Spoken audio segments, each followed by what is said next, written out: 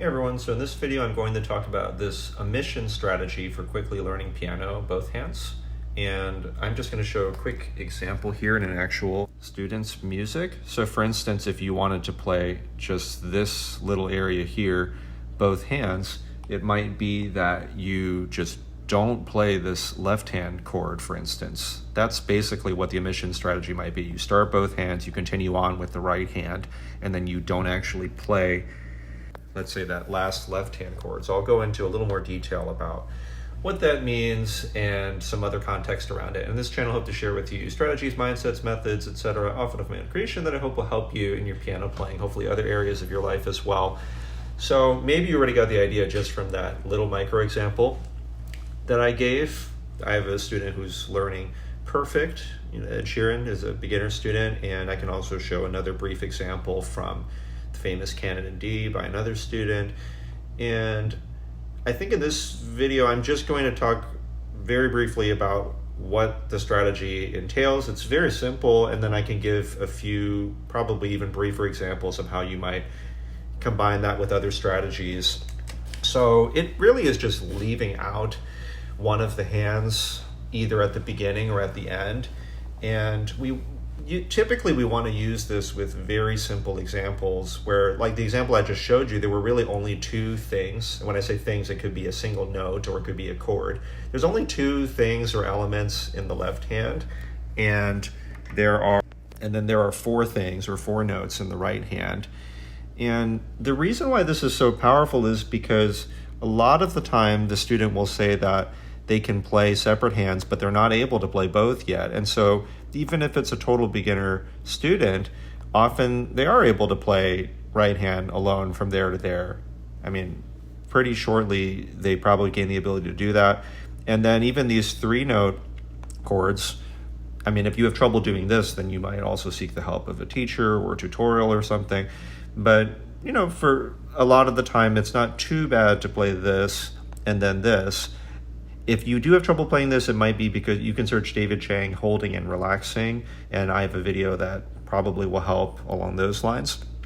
And so if you play left hand just from here to here after you've taken the time to read the notes, it probably wouldn't be too hard to play just these two chords. So the question is, how do we bridge that gap and then play both hands together? And a lot of the time the student might have a lot of trouble. And so like I was demonstrating earlier, with the omission technique or strategy, we really just, there's only these two things in the left, and we just leave one of them out. Or sometimes we could leave the other hand out, depending on what it is that you want to do. And I would start, when you do this, because we're assuming you're using this because you're having trouble playing both hands, I would make it so that at least one of the hands, it only has two elements. So that means you might have to go really, really small. Like if the right hand has six things and the left hand also has 4 or 5 things, that might be too difficult. You probably want to practice an even smaller microsection where one of the hands has only two things. And so I asked the student, hey, can you play right hand alone? Yes. Can you play left hand alone? Yes. Can you play both hands? No. So, but how about this? Let's have you play both hands, but let's just not have you play this and pretend it doesn't exist. Can you find the left hand first? Okay, good. Find the right hand. So I want you to start together and then just keep going with your right hand alone. So it's almost the same difficulty as just playing right hand alone, because you could play right hand alone already, and then you can also pre-prepare your left hand. So then at the moment that you start, because the left hand's already pre-prepared, it's to play this and then these three notes. It's not really any more difficult than just playing right hand alone. And so the person's like, oh yeah, I can do that. Now, after that's been done, then if and when the student's ready, then this can be added back in. And in this video, we won't go into hyper specifics about that. A lot of the time, the student's problem can be solved just from this. They have the confidence of doing just this, and then they can add this back in. The other thing we can do is omit the beginning. So we're kind of doing the opposite. So play the right hand alone. Okay, play the right hand alone, and then at the moment that you play this, add in the left hand. You can even have the left hand pre-prepared here, just to make things easier. So try to play that, and then the moment you play this, then play this left hand chord. You could even simulate playing this. You could have the left hand slightly somewhere else, and then see if the student can still play this on time when we get here. So maybe just omitting this chord first, and then omitting this chord. Maybe once we add this chord back in, maybe they'll already be able to play it together.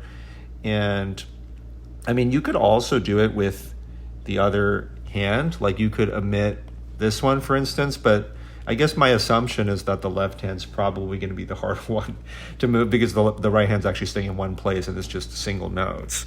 So that would be an example from this piece here. And so again, we're just removing either the oops, this wire stuck here, either the first chord or the second chord, and then adding them back in. And you want to practice a section that's small enough. I think super briefly, just looking at another example from Canon, because I had just mentioned that. Let's see if I can show that. So let's say that you're wanting to practice like from here to here.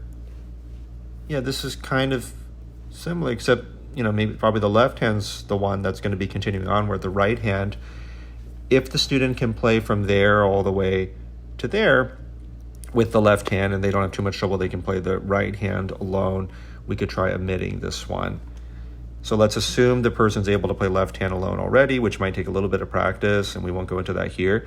Well, can you play it again, but just play this at the same time? And normally they can do that. Then they can add this chord back in.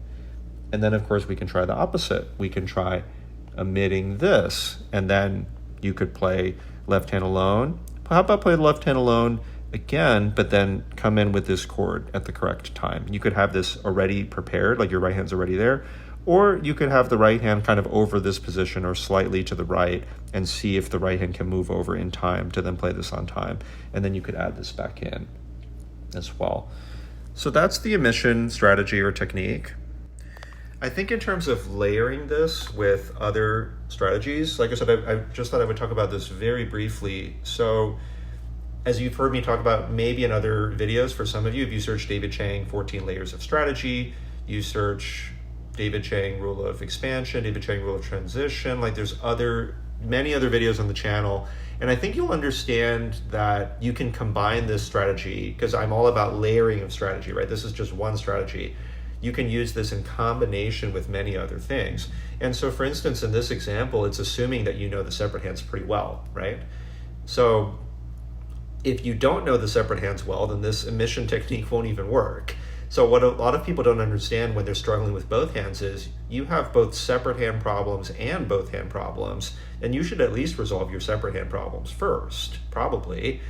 So I think this video will probably turn too long if I get too detailed. So I will say that before you use the omission technique, you could practice separate hands in small sections, have that go through spaced repetition. You could use the adding in reverse technique. Again, if you search David Chang 14 layers of strategy, you'll get all the details on, you know, really intricate strategy, intricate layering as one extended example. And the result should be that maybe in, like, let's say this thought experiment, you can play right hand one measure plus the next note, which I call a one measure set, and you can do that with no problem. And then maybe the left hand, you can also do one measure plus the next note, a one measure set with no problem from memory, and it's smooth. Why is it smooth? Because you even practice like tiny little fractions, separate hands. You also practiced adding in reverse, meaning like you maybe did like the last quarter, last half, last 3/4, and the whole thing, right and left. So basically you know the separate hands really well. Now finally, you're doing, let's say you use the rule of transition, and you can search David Chang rule of transition, and you're doing like half measure both hand sets for the first time. So you already reviewed, you did the separate hands of the measure, you know them really well, it went through spacing and everything, so it's in your longer term memory.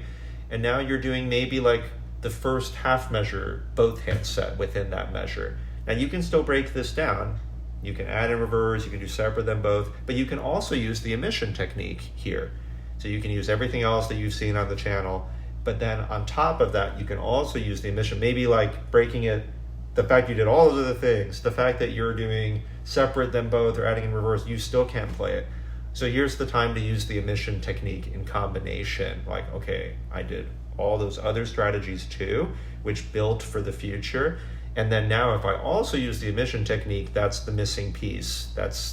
as soon as I put in that missing puzzle piece, suddenly magically I'm able to play both hands. So this is about your creativity with layering and combining these different strategies.